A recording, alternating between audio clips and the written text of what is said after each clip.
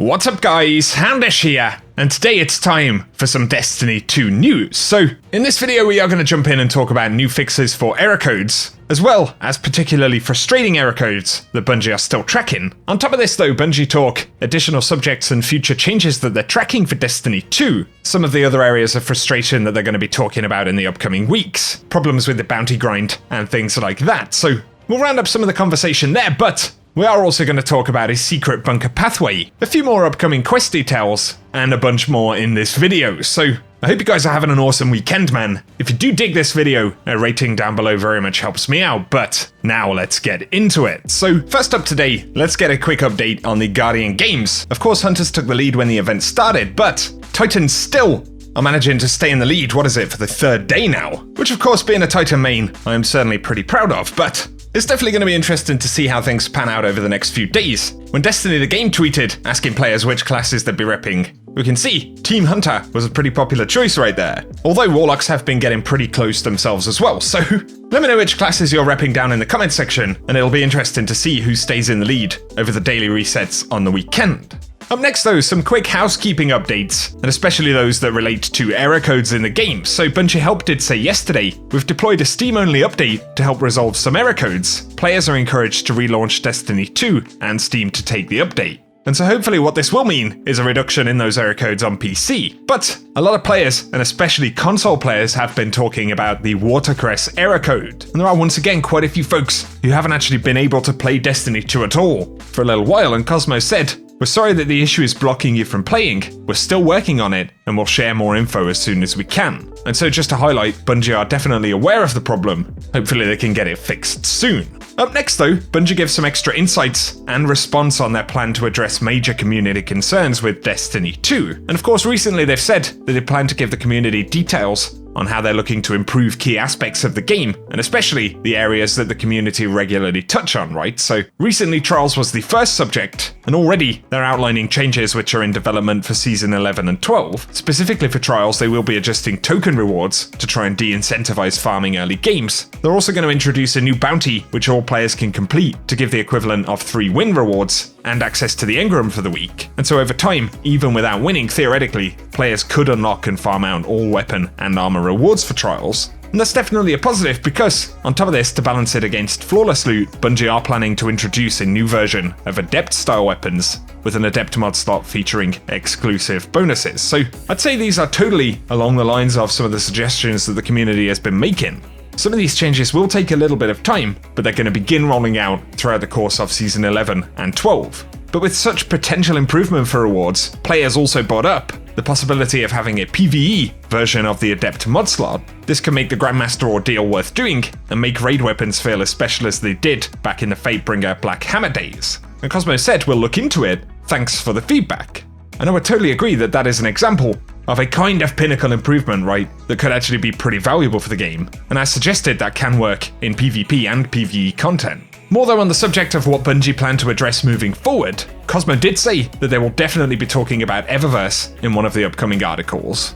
But he separately added that the team know there is a lot of bounty fatigue right now in the game, and many players feel like too much of the game is dependent on bounties, as well as many bounties not feeling especially fun to complete. But Bungie did say that next week they plan on talking about the seasonal model as well as bounties, and there's been a lot of feedback on them, especially since Guardian Games utilizes them for scoring. So they'll share some of the ways they'll be changing up bounties and how they're implemented in the future. So definitely these updates are going to be pretty important, but many of those bigger changes again will probably be planned for Season 12. So while we're kind of waiting for Season 11's content over the next few weeks, it would appear that we've sort of started again on the road to the fall expansion, and especially that larger conversation that happens over time, right? Where a big part of the hardcore player engagement and the feedback loop from Bungie is going to revolve around what Bungie can tell us about these kinds of future improvements. So it'll certainly be a slightly more interesting time, I suppose, over the next few weeks, but Cosmo also recognized that some players are sick of Bungie talking and want actual changes in the game, so Cosmo said that's totally fair, actions speak louder than words, but changes to the game do take time, and we'd rather not go quiet until they are released. And so give us your thoughts on everything that's been spoken about here, guys.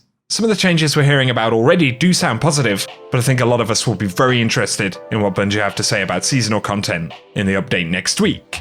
Moving on though, let's speak about new and upcoming content for the game. So, interestingly, Bun123 shared that the secret Seraph bunker room on the moon now has a name after this week's update, so we can see that it's called Seraph Birth right here. But also Steve Horror shared to Reddit that it's also now possible to find part of the actual entrance to this moon, so as we can see there are a series of different corridors. Obviously this is going to be some kind of offshoot from the main bunker on the moon, and a door will probably open up once it's time to get access to it, but there are a few vents and things like that you have to head through before you finally arrive at Seraph Birth. And of course this moon bunker is going to feature into a quest to acquire the Fellwinter Zulai. There's a community section of that quest where we have to score points on the EDZ, Moon, and IO by completing public events as a community, so obviously it will be a somewhat significant effort, but as well as some objective steps to get kills and things like that, of course, there will also be 2 separate mission segments inside of this quest, which is very interesting. And the Judd Sub on Twitter shared that there is an asset in the moon bunker actually linked to the Fellwinter coffin line that Jinsa shared previously, so presumably this is where we're going to find the Iron Lord when we head into that mission. But also, honestly just vibing on Reddit pointed out that the gondolas on Vostok now have damage hit markers. I'm not sure if this has always been like this in Destiny 2 or if it's brand new, but especially if it is new, it's certainly interesting because we know that we're also going back to Vostok during the quest as well. And so some of the upcoming content beats, as well as teasers and reveals for Season 11 and 12 are going to be pretty exciting. But other neat things to note regarding evolving Seraph content at the moment does include that Rasputin has been cleaning up the bunkers a little bit, not only with our help, but of course with the help of Rasputin bots. So looking at the IO bunker, before a bunch of Vex architecture was kind of cracking through, but now it appears to be fixed. Also, in case you haven't seen, these bots will spawn at the end of Seraph Tower's public events, and if you actually fight alongside them and defend their pathway, they will eventually lead you to a sleeper node playing Rasputin tunes, which you can interact with and maybe get a little more than 2 tokens and a blue if you're lucky, so that's certainly pretty cool. And even minor changes are pretty cool to see in the world as time goes on. But given the Bungie had said they're going to be much harsher on cheaters moving forward, including people who are actually in the fire teams of cheaters, there's been a little bit of anxiety for some players, and I think especially those who use LFG quite a bit. And so DMG said, if you believe you are playing with a cheater on your fire team, leave the game and report them immediately. If you get a short suspension for quitting, just know that it's better than an account ban. Tell us what you saw and provide a video if possible. And so he says even quitting a game, if it results in a suspension, is a lot less bad than actually being banned because you played with a cheater for a sustained period of time, right? And I would say that that indicates the kind of hard line that Bungie are actually going to take on this moving forward. So definitely bear it in mind, and I'd say as well just try and be aware of who you're playing with, and be that extra bit vigilant when it comes to games where your teammates could be cheating. But DMG points out, what if I matchmake with a cheater in freelance or something like that? And it clarifies that when they say fireteam, they do specifically mean a pre-made fireteam, one that you make in orbit before going into the activity, just like you do in Trials, right? People that happen to be in your lobby but not in your fireteam obviously won't have that same influence. So it's good to get a bit of clarification about that. But also we missed some known issues the other day, so Bungie points out that the On Your Laurels Guardian Games quest sometimes doesn't go into player inventories, and Evil Avante can keep offering the quest to players. They say for the Void Feast bounty, players need to get 10 charged melee kills when using bottom tree of the Voidwalker subclass. That's due to a bug on the bounty.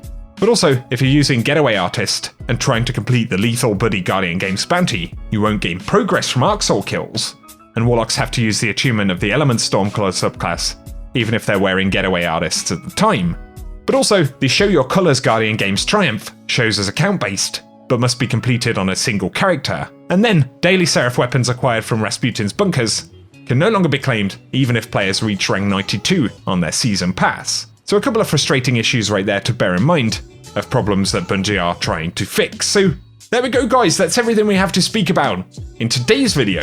I hope you have enjoyed this one as always, and if you have, a rating down below very much helps me out. As always, I really appreciate your support here on the channel, and I will keep you posted as Bungie roll out extra details, plans for the future, and we start to get a bit of a sense of where Destiny 2 is going later on this year and into year 4, because that's definitely a pretty important one. So get subscribed here on the channel, and you can turn on notifications if you don't want to miss out on any content. But as always, hit us up in the comment section with your thoughts, guys. And otherwise, whatever you get up to, stay safe and have an awesome day.